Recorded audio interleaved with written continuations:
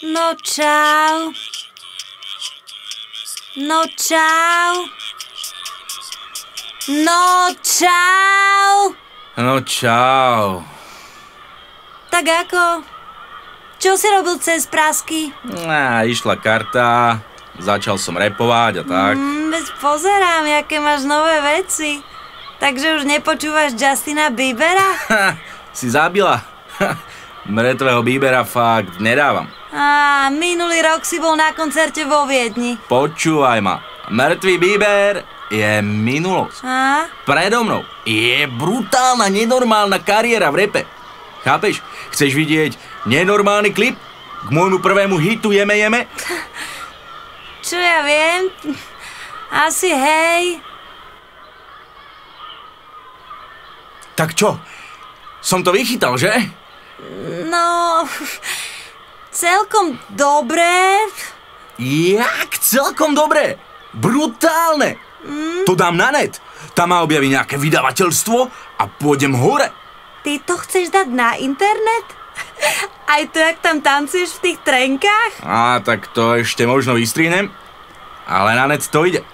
Bude to mať aspoň 100 000 videní a bude ryža. Brutálna ryža. A chceš byť pri tom, jak pôjdem hore?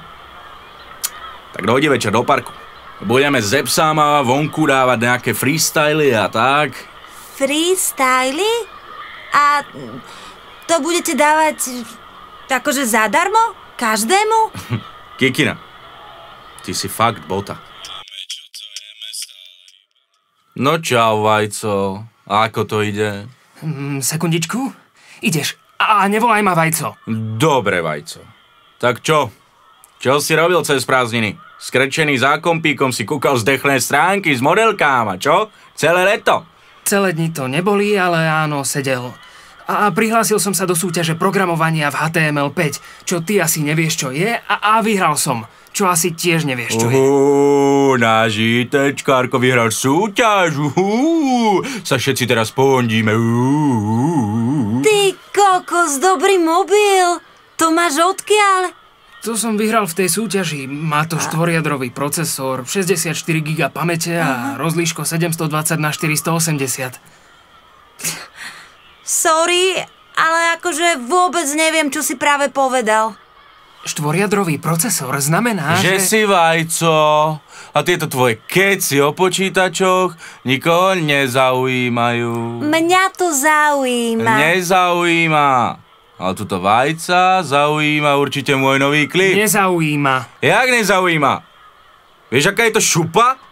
Do roka som tam, kde je teraz raper Mrtvus. Pozri si to, volá sa to Jeme Jeme. Čo to jeme, stále iba niečo jeme. Čo to jeme, stále iba niečo jeme. Každé ráno s mamou jeme, aj v škole v jedálni jeme. O 4:00 holovrand jeme, keď sme hladní zase jeme. Jeme.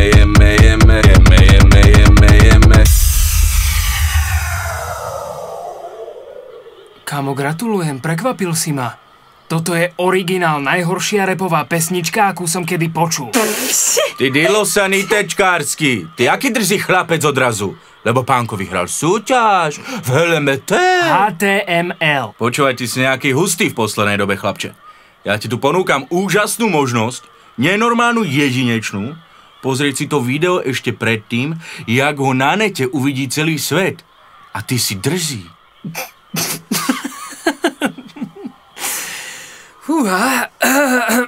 A toto ty chceš dať na internet? Temeraf!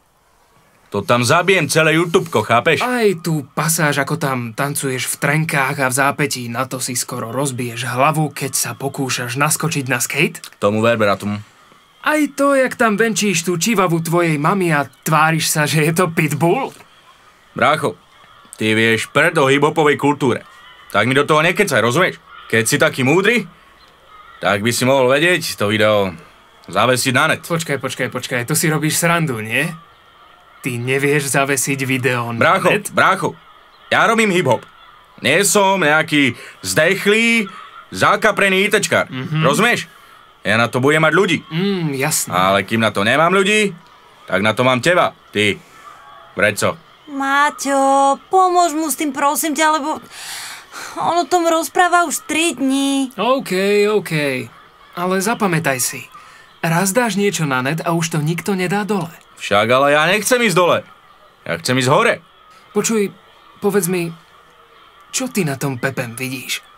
Však to je úplne trápny, tupý pozerko. Nie je pozerko. Jo, kura pečené, hranolky, mrazené, polievka, zásené a v kompóte marhule. Tak dobre, no trochu je pózer, ale on má dobré srdiečko.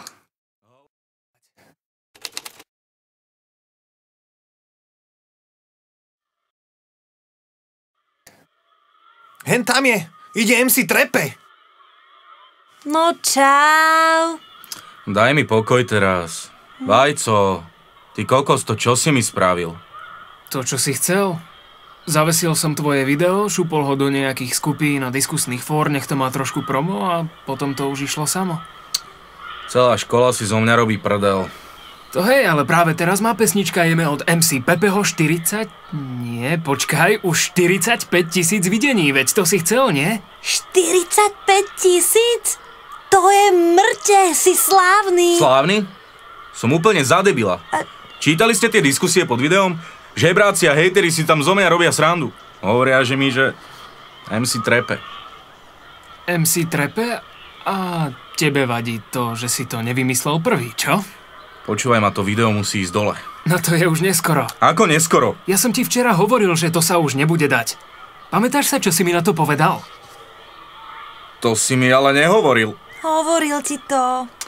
A ty si mu vravel, že ty to nepotrebuješ dať dole, lebo že ty pôjdeš hore a... Teba sa nikto na nič nepýtal.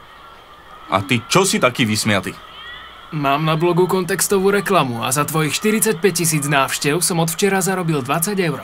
Čože? To fakt? Za to by som si mohla kúpiť tú bledomodrú sukňu, čo som ti ukazovala, vieš? Nemôžeš ukázať Pepemu, ako sa to robí? Ja nejakú zdechlú koncertovú reklamu nepotrebujem. Ja potrebujem nový hit a nový klip. Nemôžu hejteri zase hejtovať a keď budeš poslúchať, môžeš si v ňom zahrať. Pepe, a nechceš skúsiť robiť aj niečo iné ako rap? Ja ti do toho nechcem kecať, ale keby si šiel na nejakú vysokú... Keď mi do toho nechceš kecať, tak mi do toho nekecaj, okej? Brácho, ja som si rap nevybral. Rap si vybral mňa. Tak ja padám. MC Pepe in the house. Au! Fakt vtipné, kikina. Ty kokos, ja mám niečo s tými kolieskami, alebo čo?